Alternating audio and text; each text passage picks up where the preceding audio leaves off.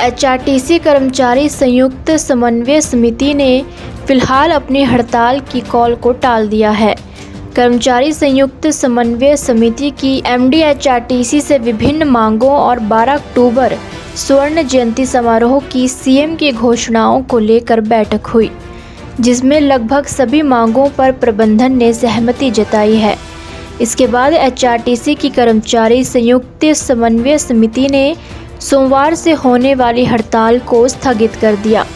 HRTC कर्मचारी संयुक्त समन्वय समिति के अध्यक्ष मान सिंह ठाकुर ने कहा कि बैठक में जल्द ही प्रपोजल बनाकर सरकार को भेजने की बात कही है, ताकि देनदारियों की अदायगी हो सके। एचआरटीसी कर्मचारी संयुक्त समन्वय समिति के अध्यक्ष मान सिंह ठाकुर का सुनिए।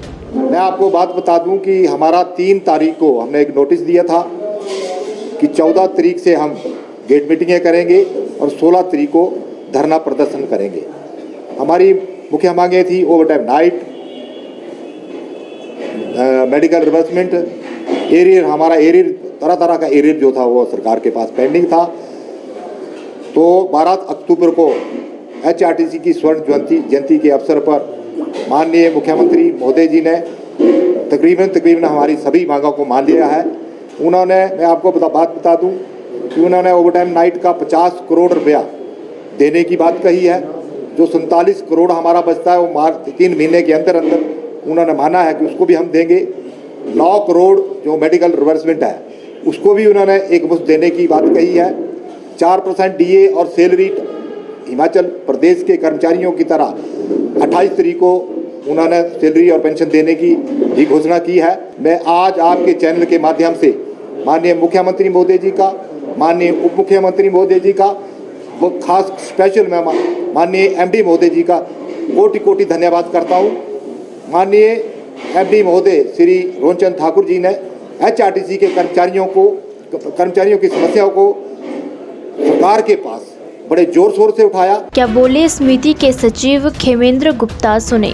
जैसे कि अभी अध्यक्ष महोदय ने कहा है, विस्तृत रूप से कहा है, और 3 तारीख को हमारा नोटिस गया था प्रबंधन को, और आज उस नोटिस पे माननीय प्रबंधन निदेशक महोदय ने हमारी बैठक बुलाई थी।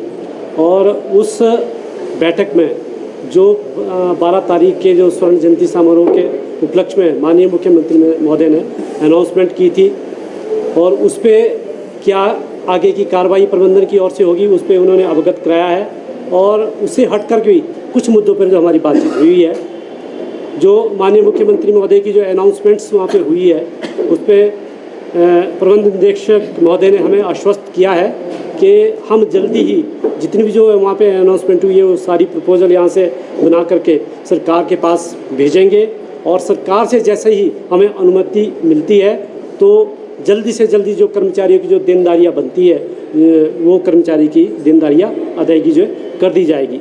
उसके अतिरिक्त हमने उनसे मांग की थी कि एचआरटीसी की जो स्टेट की जो ट्रांसपोर्ट पॉलिसी है 2014 की, उसमें जो किसी तरह की जो छेड़छाड़ ना की जाए, उस पर भी उन्होंने कहा है कि इस मामले को हमने डिप्टी सीएम महोदय के समक्ष भी रखा था, और बल्कि एमडी साहब के समक्ष भी रखा है। तो उन्होंने कहा कि इसको भी हम सरकार के पास भेजेंगे।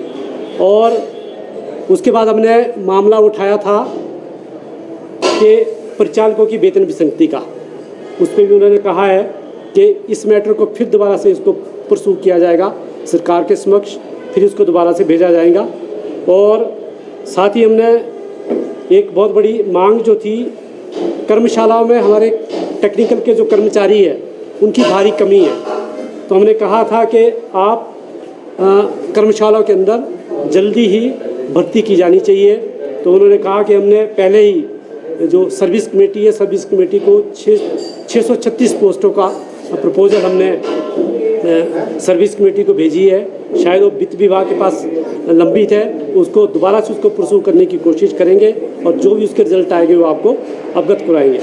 साथ ही हमने कहा था कि कर्मचारियों को तो जो 55 महीने को जो नाइट ओवर टाइम जो पेंडिंग था वो तो एक मुश्त सरकार ने देने की हामी भरी है 2 किस्तों में, परंतु उसके बाद का जो ओवर टाइम कर्मचारियों को लगना है उसमें जो हर महीने जिस तरह से जो पूर्व में कर्मचारियों को मिलता था हर महीने की 22 तारीख को, तो उसको हर महीने 22 तारीख को देना जो है शुरू किया जाए। हिमाचल से जुड़ी हर बड़ी अपडेट के लिए बने रहिए EWN24 news, choice of Himachal के साथ।